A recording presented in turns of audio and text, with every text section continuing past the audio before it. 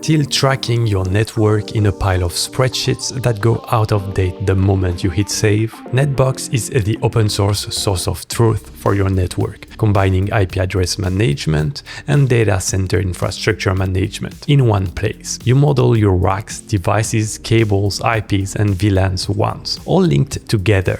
Then let automation tools like Ansible build on top of it through the REST and GraphQL APIs. We'll get into everything it can do in the overview.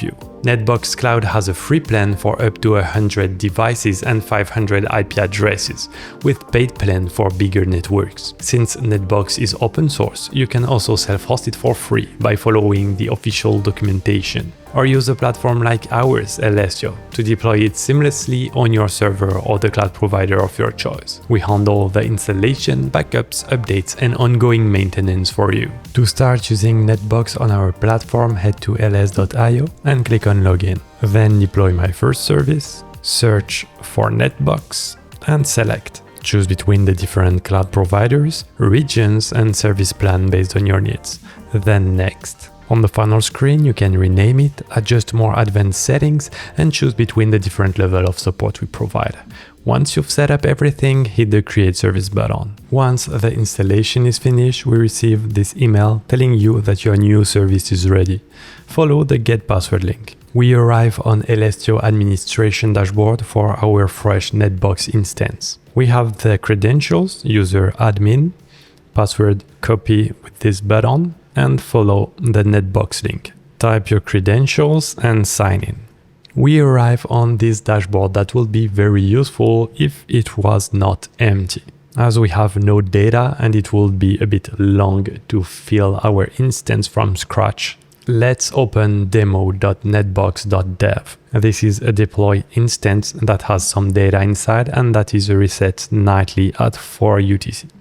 First, we need to create a user account, create a simple account and sign in. This time we arrive on the dashboard with a lot of data visible.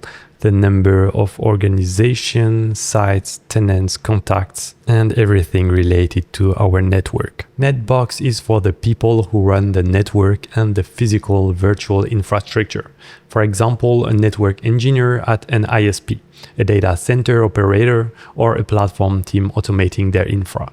As it's meant to handle any company size, you can add multiple sites across multiple regions. Here we can see we have Brazil, Canada, Europe, Monteria, and then you have the sites, the list of all the sites, where they are in which region, and for the sites inside you have multiple locations, so to which site they are attached. You also have tenants and contacts, but we will skip it as there are a lot of things. We won't dive into everything.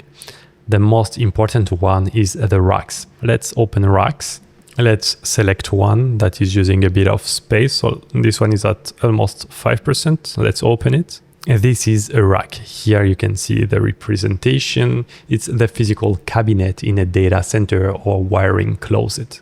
NetBox tracks everything about it, which site it's in, who owns it, how full it is, and physical specs like red dimension. And its physical specs. For example, if we go here, dimension, you have its width and height. On the right, what you see is the elevation with all the slots available and which one are currently used and by what. If we switch to reservations, we are able to reserve. If you want, you can reserve slot on here. So simply go to reservations and add a reservation.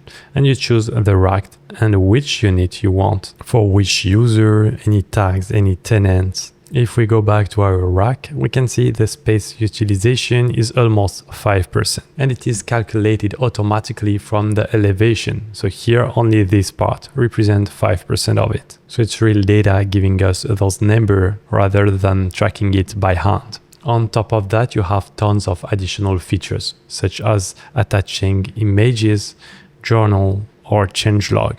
Then you have the same principles for everything, such as devices. If we open one, you can see its status, the interface, and detail for any device, what IP address are connected to it, Going back to the list, we can see its role, which is totally customizable. So here you have access point, access switch. It's this instance that defines this list, but starting from scratch, you can fill with the roles that are relevant for you.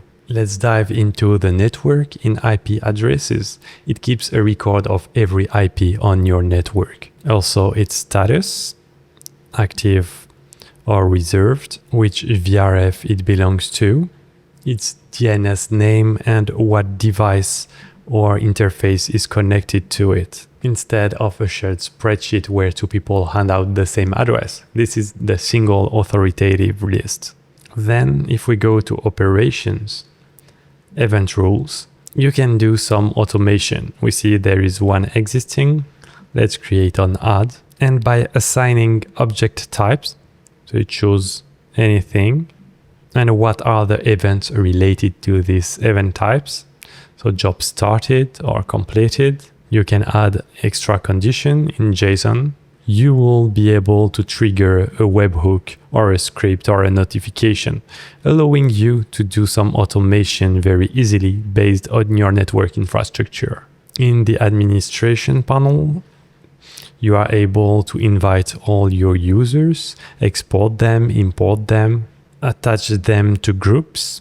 Currently there is only one, the staff one, and also to do permissions with very fine-grained permission, what they can do on which object types and who is impacted. Is it a group or a user? And every feature of NetBox is also available through API, so you can generate your tokens in API tokens. And by opening /API root, you have the list of endpoints you can talk to. So tools like Ansible can pull this data or push updates automatically to it. They have a REST API as well as a GraphQL API. Thank you for watching. We hope you enjoyed discovering NetBox with us. Please hit the like button to help our channel be more visible to other open source lovers. Don't forget to subscribe to not miss our next platform overviews. If you want to continue your open source journey, watch this video, available here.